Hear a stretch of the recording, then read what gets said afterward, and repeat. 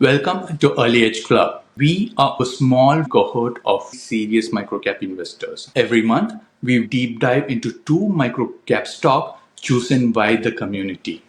We are keeping this group small intentionally to preserve the quality of discussion and make a real personal connection. If that sounds like the kind you want to be part of, fill out the short form linked in the description and we will reach out to you soon. Today's section is divided into understanding first the business model, the industry, and then we use our 20 factor scoring, and finally our take on valuations and risk. Just to be clear, this is not an investment advice. Our goal is to help you invest smarter and safer and not tell you what to buy. The company that we are analyzing today is Sai Silks Limited. So let's see the business overview. So basically, the company is one of South India's largest ethnic apparel retailers, primarily focusing on sarees and ethnic fashion wear across premium, ultra premium, and value segments. These are their four formats which they are offering. Kalamandir, which is ethnic fashion for middle income customers. And in this, the price ranges between 1000 to 1 lakh rupees. Mandir format in which they are doing ultra premium designer sarees. So their price ranges from 6,000 to 3,50,000. And then they have their flagship brand, Vara Mahalakshmi Silks, in which they are doing premium ethnic silk sarees and handlooms for weddings and occasions. In this, the price ranges around 4,000 to 2,50,000. And then they have this format, KLM Fashion Mall. These are malls basically that they are doing. So in this, they have ethnic fashion at affordable price points. So the price ranges from rupees 200 to 75,000. In this, they are doing some other categories as well in women wear.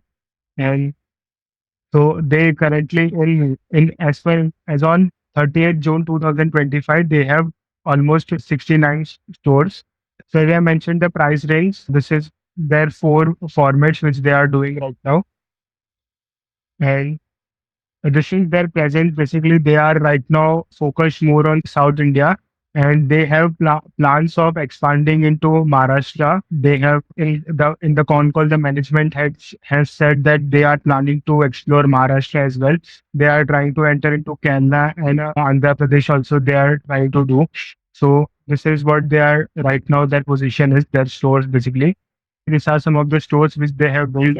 Look-wise, they are just magnificent. The stores are very good. As you can see, this one is the mall that they are doing, and these are their Vara Lakshmi, their main flagship stores. So these are some of the unique experiences that they are creating through their stores, basically. And these are some of the products. Each and every format has various price ranges. Industry overview, if we say, so you can see the Indian wedding and festival market is around estimated to be around 75,000 crores, out of which 76%, which is the majority, is women wears. So basically, because in weddings and festive wear, women are much more into all this. So their share of the market is way higher than men's and kids combined. And in this also, this women occasion wear and in that Indian wedding and festival market it is expected to grow by 27.3%. So the growth is very good, and in the coming years also it is expected to grow by a higher CAGR. So the company is operating into women's wear only, wedding and festive women wear. So the company is operating into a fast growing market basically. The sari market continues to be India's one of the, what do you say, preference basically, because it is an evergreen market. It is something which every woman likes to wear. So it is also expected to grow, and the share of organized market is also expected to grow significantly. And the company is right now mainly focused into South India, and as you can say, South India is one of the largest sari market in India. So around 50% is from South only out of the total sari sales. So the company is into a good industry. And if you see, these are some of the growth drivers for this industry: the rising female population in India. We are the largest consumer base for sarees, of course, and the wedding and festive market. So India spends huge amount of money on weddings, and basically, so all these growth drivers will help the industry to grow at a very fast rate. And there are some other factors like universal appeal of sari. So it is an evergreen piece of cloth which basically never goes out of fashion. And the market share of organized market is going to grow, which helps our companies. Then there are other types of saris which are there, new designer saris and basically innovative things. So all these factors cumulatively help the industry to grow at a much faster rate. And let's move on to the management overview. So as you can see, these are the board members of a company. So all of them are very experienced. The MD and the family members and whole-time director. Only two family members are there, but they are quite experienced in the retail business. And but one thing I would like to mention is Mr. Bharadwaj, who is the vice president, and Mr. KVNL Sharma, who is the CFO. Both of are not mentioned in the investor presentation, but the vice president and CFO are the only two people who are attending the con calls as of now. So this is one thing I think which they need to improve. I think the MD and some of the whole-time directors have to attend the con calls more frequently. I don't think they have attended any con call at all. So this is the thing. Historical performance, if you say, the performance, if you say the net profit wise, sales growth wise, it has not been that great after the IPO. So before the IPO, the sales growth and everything was very good, but after the IPO, it has just been stable. I think stagnant basically. So I think that they have to improve, but it was mostly because dull or sluggish festive season and wedding season that we had last year. But apart from that, same store sales growth is also declining. Lot of analysts had also asked the question, but they were mostly saying it is mostly because of the sluggish wedding season and the consumption is also very slow right now in India. So I think they are expecting it to pick the pace to pick up, but we'll have to say how the pace picks up in the future. So key takeaways and con calls. So over the last year, the company has made one thing clear. Their entire focus going forward is on the Vara Mahalakshmi DML format. All new stores that they are opening in FY26 will follow this model only, and it is expected to contribute over 60% of the revenue by FY26. Then same store sales are gradually improving, but it is still negative, especially in the older stores. Recovery is also uneven. Tamil Nadu and Karnataka are performing well, while Andhra Pradesh and Telangana are struggling with lower footfalls and average selling prices. On the operations side, inventory management is strong. Less than 6% of the stock is over 2 years old. And the company is targeting 150 days of inventory by next year. One positive shift is their move to digital advertising. It's cheaper and more effective than traditional methods, especially as they expand into tier 2 cities. Now let's see the bull case. The VML format is working incredibly well for them. Margins are strong at 33-35%, and the stores break even in less than a year. It's a scalable and a profitable model. The company owned and cluster based approach gives them full control over the brand experience, unlike franchisee led models. This allows for better margin and consistency. The ethnic space is getting a long term boost from rising wedding spendings and a shift towards branded organized retail. On the margin side, they are improving profitably through better vendor deals, product mix, and tighter inventory controls. Lastly, they still have a lot of room to grow.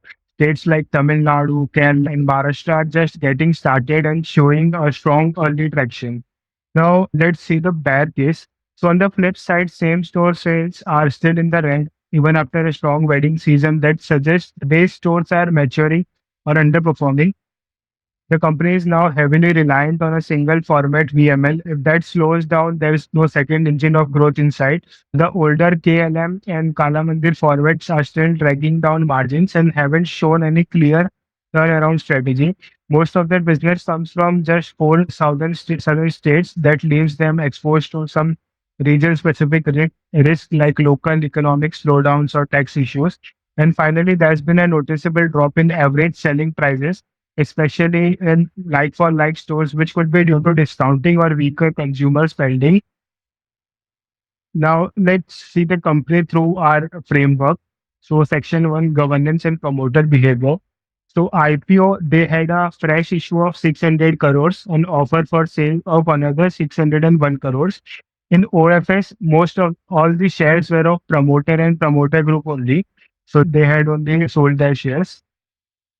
And out of the fresh issue, 600 crores, 125 crores are for opening new stores, 25 crores for two warehouses, out of which one warehouse, I think they have opened on a small scale, and 280 crores for working capital requirement, and rupees 50 crores for repayment of borrowings, and rupees 80 crores for general corporate purposes. Now, out of the 600 crores, they still have 200 crores left, and they are planning to use this 200 crores into opening new stores only in FY26. So the reason why I gave 315 score was because in OFS promoter had sold their holdings, and also so entire 600 crores went to promoters and promoter group only. And the fresh issue also, they are using most of the funds for working capital, although I think 200 crores are left and they are using for new stores. So I think a reallocation might have happened, but still I gave a 315 score. Direct and promoter track record, so I didn't find any bad record about them. So direct and promoter track record is very clean. So I gave a 5 and 5 score because there were no bad remarks about the promoters. Related party transactions, so advertisement expense was there, software and professional charges were there. These are entities where directors have a significant influence. The reason why I gave 5 and 5 score was the amount is not that big considering the expenses. They are basically advertisement expenses and all. And if compared to revenue also, they are not a big amount. So I gave a 5 and 5 score here. Board composition, if we see, it is a professionally managed company. Only two people are family on board. Four are independent directors, and seven are total number of directors. So I gave a 5 and 5 score. Remuneration also, if we say, it has been good. It has they are bit in our limits. So I gave a 5 and 5 score here also. Key person resignation. So three people had resigned before the IPO. So I gave a 3 on 5 score. And there were no auditor resignation or no change in auditors, so I gave a 5 and 5 score. Auditor opinion has been unmodified. Credit opinion in FY23 was CAGR A minus stable, and after which they had withdrawn as requested by the company. So I gave 5 and 5 score. I did not find any bad remark from the creditors also. And regulatory and legal issues. So there are some issues which they are going through. So I gave 0 and 5 score. With promoters also, there is some legal issue. So the issue is the IT department has some cases going on, which amounts to around 50 crores with the promoters. So the in the con call, the management said that it is mostly so family trust related thing, and they are either trying to get it to pay very low amount or at zero amount. So this is what they are saying. So I gave 0 and 5 score because, and also on our company also, we are paying a liability of around 27 crores in at the end of FY25, because that and because of that net profit has declined a bit. So I gave 0 and 5 score here because there were, and apart from this income tax issue, there are some other issues also mentioned in the annual report. And then investor communication, so it is very good. PPTs, con calls, annual reports, everything is there. So I gave a 5 and 5 score. Now moving forward to section 2, financial health. Business concentration risk is not there, so I gave a 5 and 5 score. The cash flow by EBITDA has been a bit variable, and in FY25 it is 45%, but it was negative last year. So because it is a bit variable and a bit lower, so I gave 3 on 5 score. Receivables have been good, so I gave a 5 and 5 score there. Inventory days has been high, and the thing is, inventory days, they are telling it is expected to come down to 150 days, but I don't know how they will perform it, because as per our calculation, it is right now it is 322 days. So I don't know how they will bring it down to 150 days within a year, because they said it would be around 150, 160 days in FY26. And on top of that, the payable days are also very less. They are paying faster and they are receiving the money, but what do you say, delayed. So that is something we need to consider. On the cash conversion cycle, Cash conversion cycle is also on a higher side, so I gave 3 on 5 for that. Capex versus revenue, so it has been good, so I gave 5 and 5 score. That they have lowered the debt and interest coverage ratio is also good. Quick ratio is also been good. Current ratio is also good. So I gave 5 and 5 score in both these metrics. ROCE and ROE has come down in FY25, mostly because their stores are not performing, their mature stores are not performing well. So I gave 3 on 5 score. Revenue growth also, if we say, I gave 0 here because mostly their revenue growth, some revenue growth also which they are getting after the IPO is mostly because of the new stores that they are opening. So they have not been able, their stores have not been able to perform well.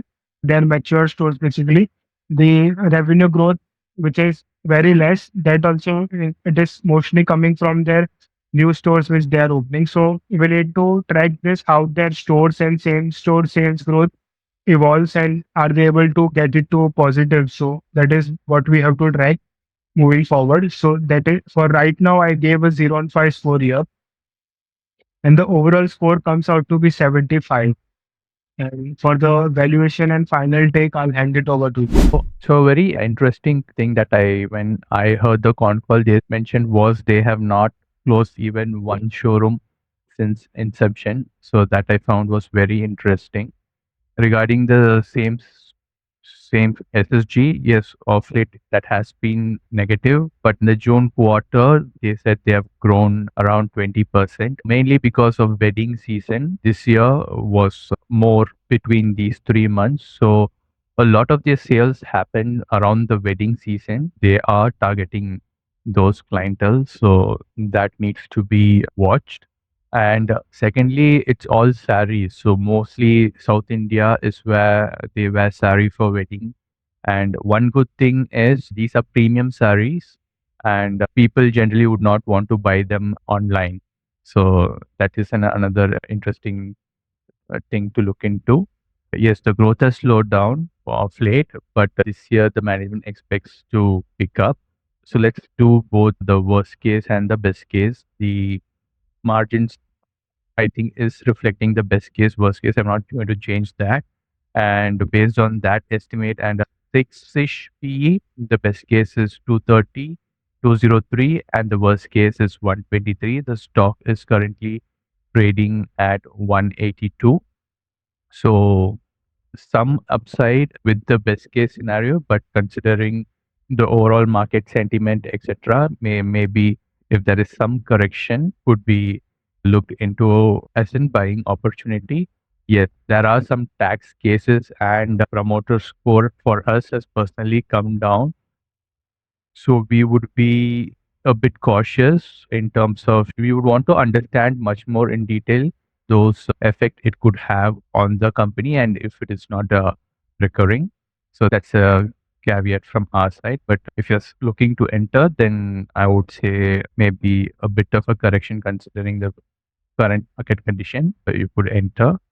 If you have a slightly longer period, the earnings it's taking free cash flow as 54. They are planning to open at least 10 stores this year. They have opened one store this quarter, so 9 more stores to go by September, by Q3. So do keep track of that, and that would give you some upside booster in terms of revenue growth as well. So that's an interesting thing. That needs to be monitored. And if considering the free cash flow up as 54, the required rate of return as 20 minimum, and terminal growth rate 3. And if a holding period is 5 years and terminal multiple of 20, I would give 20 to be a bit more conservative. So yeah, the company has to grow its earning at around 37% year on year. But again, this is free cash flow, which is the most best metric to consider. But if you're being a bit more lenient, you could go with profit after net profit of 113, then you get a much lower figure. But yeah, let's try 75. Then the implied growth rate is 21%. So let's see how that plan pans out. A lot of capex they have done this quarter. Last 3 quarters, they have been doing nice, good capex for store expansion. So those would slowly start kicking in the revenue as the new stores keep opening and trickling down in the revenue. Any final thoughts? Yeah, I think we'll need to track the same store sales growth only. Their products, I Mm, think, are good. And as you rightly said, these are some of the products which someone buys only from offline only. I don't yeah. think so anyone would buy it from online. So that's something that stores are also it is good. The stores are very good. So I think that part they have Mm, done it nicely. But I don't we'll need to see what is basically going wrong with the stores. Is it just because of that demand factor? I think because this year there are more weddings, so I think we'll know if there is just a problem with the overall market or they're facing some problem. I hope you found this framework useful. If you follow this company or have any interesting insight, we would love to hear from you. Drop a comment below. If you have scored this company using our 20-factor scorecard, feel free to share your score and how it compares with ours. If you found this useful, consider subscribing and also check out other videos where we break down more microcap companies and SME companies. If you are interested in joining our small research first cohort, the link to apply is in the description below. Thank you for watching and we will see you in the next one. Bye bye.